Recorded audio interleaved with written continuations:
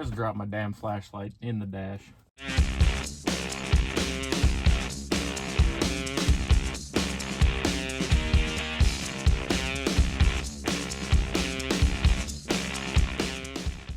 What's up, everyone? I am excited to get back to modifying things. I'm still gimping around a little bit. I'm on my cane, you can see right there. Today we are installing a double din in the Jeep. It's the same brand that I put into the Superduty. It's not as nice, it's one of the lower models, but it's for the Jeep, so I didn't need it to be that nice. As much as I just hate buying new tools, I had to buy a new tool just so I could do this job. So let's jump in the Jeep, start getting this thing installed. Hopefully that's not too bad of an angle for you guys. It's kind of the best place I've got to set you guys up. The center console's not in, so that kind of helps with your placement there. I'll try and keep my arms out of the way so that you guys can kind of see what I'm doing. We'll see how it goes. So you can see, obviously, I don't have a stereo in here. I did have one, but when I purchased this one, I pulled it out. I actually gave it to a friend. But I'll kind of show what you guys have to do to remove that one at the same time as I'm doing all of this. So you're gonna need a tool kind of like this. It's best if it's plastic. It doesn't have to be plastic, but plastic will do less damage. Obviously we are replacing this, so this doesn't really matter, but your dash does. You don't wanna mar it up too much with a metal tool. So there are a couple clips that hold this piece in.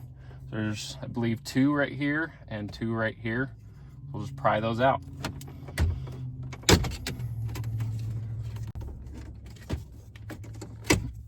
Now you can see those clips there. So there's just the 4 of them there. Pry gently out on those. It'll be a little harder for you with having your stereo in there, but as long as you pry on the side, it should pop out pretty easy for you. You're gonna have 4 7mm bolts right here. I am gonna rip those out real quick. Obviously your stereo will be in the way, but they come out exactly the same. On the back of your stereo, you're gonna have your antenna wire and the harness that goes to all your speakers. Just detach those from the back. It's just a small clip right here. You push on, pull it out, and this just pulls right out. One of the things that you will need to do between your new surround and your old surround is transfer the vents over. So we're gonna pry all these off of the, I don't know if you can see those. So it's kind of melted, little tabs that are melted down to keep it in place. We're gonna have to pry those off, transfer it over to this guy.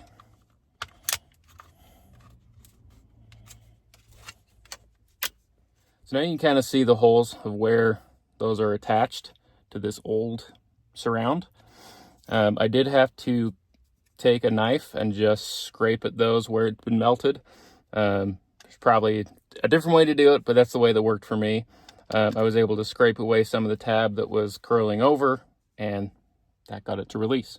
Your kit might be a little bit different from this one, but with this kit, it looks like I actually need to shave this whole section of plastic off, just flush with the housing here. And I'm actually also gonna have to drill holes. So everywhere that those locating tabs were, I actually have to drill small holes to retain those, because it has to slide down here. You can see, maybe, let's see if you guys can see. You can see down in here, there is a slot where this section will slot down into, but with the retainers here, it sits too high. So I'm gonna have to drill those out so that it slides down in there. So right up the top here, there is a ridge right along here that's gonna have to come out. I'm gonna have to be careful because I don't wanna go too high to the point that I mess up the retainer at the top here. And then at the bottom, I also need to remove this piece of plastic right here. It sits just a tiny bit too high. It does go down at an angle as it goes back in. So I just need to clear the top here, and then I believe actually that whole piece of plastic will just come out as soon as I cut across here. So let's make some clearance so we get this thing in. So we got this oscillating tool with this new bit here. So what it's gonna do is just vibrate back and forth, and that is how it cuts. So we'll throw this blade on here, get this thing going.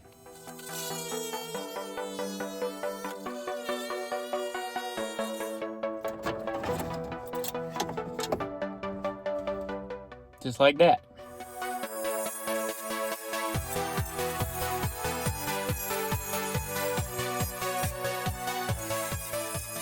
We got those on, but I guess I need to take a soldering iron and melt those down to melt this guy back on. That way these will be nice and secure again. Be careful with your oscillating tool so you don't nick your dash like an idiot, like I did. Well guys, this install kit comes nowhere close to fitting. So apparently, I'm done for the day, which is stupid. I have to buy a new install kit. Get one that actually fits this vehicle. So we are back. I have you guys set up a little bit different than I had before, I think. Should be fairly close to the same, but I did put the rear seat down so you guys can sit a little different there. Doesn't matter. So I think where we finished off in the last video, I showed you guys that the kit that we had was, I mean, it was an inch away from reaching on either side. So I picked up a metric kit. I don't know why I didn't just buy a metric kit to begin with. The price of this was the same price as the other one I bought. So I don't know why I didn't just buy a nice one to begin with, but here we are. So I have mounted the vents to this already, and you can see I just melted the, well, maybe you can see. Yeah, you can see there. I just melted the plastic tabs back over. So it's just secured exactly like they did from the factory. So that's nice and secure on there.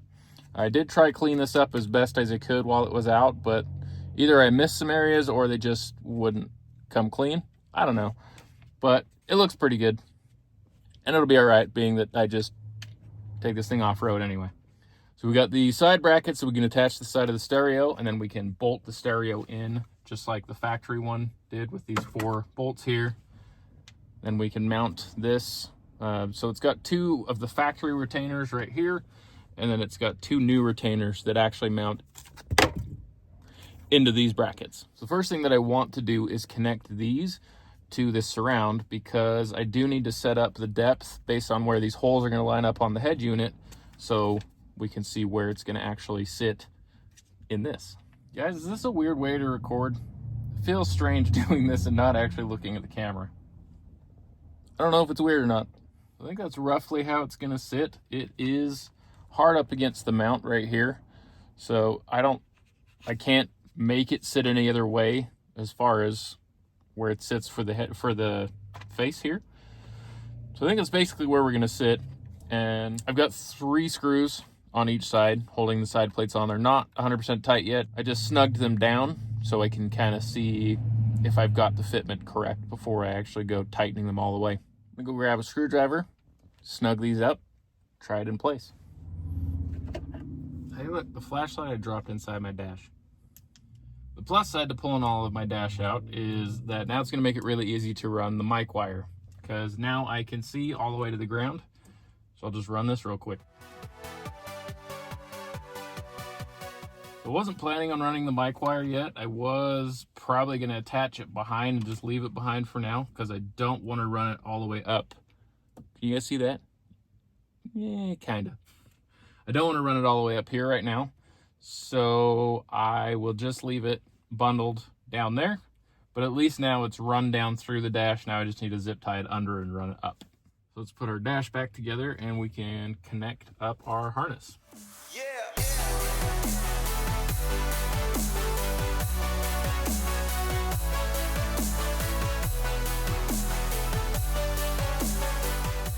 I don't know if I showed you guys this, but I soldered all of these together off camera. They are really easy to do if you guys want to do it. It's just not fun for you guys to watch. So you're matching up all your colors. I mean, they're all color coded. Some of them actually say what they are. I think some of these do. Some of them actually say what they are on them, but they're all color coded. So you've got your power wires and you've got all of your speaker wires. So you can just connect those all together, solder them, heat shrink them. You can plug this in. On the power wire harness, I do have a remote wire. So this is antenna continuous. So that's your remote wire for turning on and off your amplifier. Some units might come with a separate power wire for that, but they, I think, are always blue. I don't think I've ever seen an antenna wire that wasn't blue, but I just capped it off because I'm not using it for now, possibly ever. But if you're curious what that blue wire is, it's your antenna wire or remote wire. Also power antenna for back when vehicles had power antennas.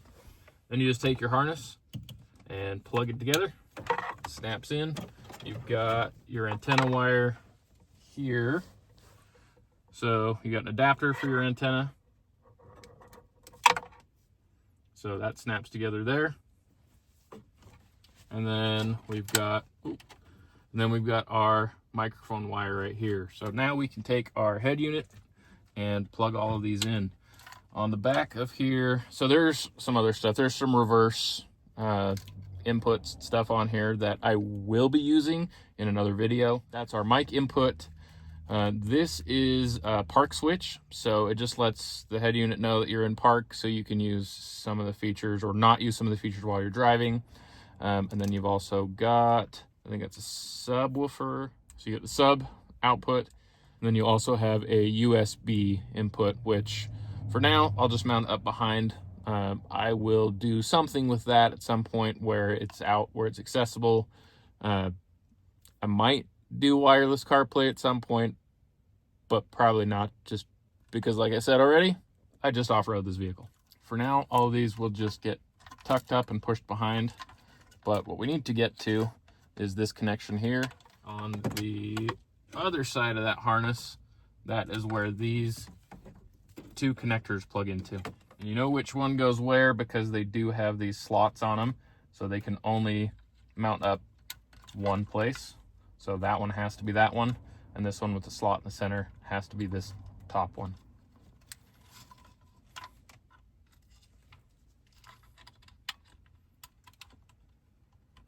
We'll connect our antenna. Now we can start pushing this all up in behind here. You can zip tie this up if you want to. I'm just gonna push it all behind and not worry about it. I need some more clearance up top. The plus side is this kit, the Metra kit, does not use these retainers where that cheap kit did. So I'm just gonna cut all of that out so that it will be out of our way. Before I attach the surround, let's find out if it turns on.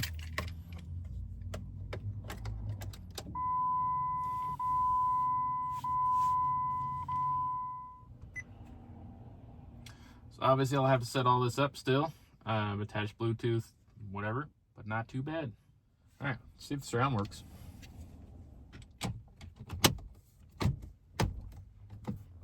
Sucks that I hit my dash, but oh well. So that was really easy to set up. Obviously I haven't changed time or anything yet because it's not 12:25 a.m. But did get my phone connected really easily and started playing a little music, so it's working great. All the speakers sound good. Everything's connected properly. I didn't try the Bluetooth calling yet with the mic, but I don't need to call anyone right now. Hopefully that helps some of you guys with installing your own stereos in your WJs. It is incredibly easy to do, so it's something you can definitely tackle yourself. I have lots of modifications coming for the diesel, for the Jeep, the Mini, and actually multiple bikes. For right now, it is cold and terrible outside, so I'm gonna go inside.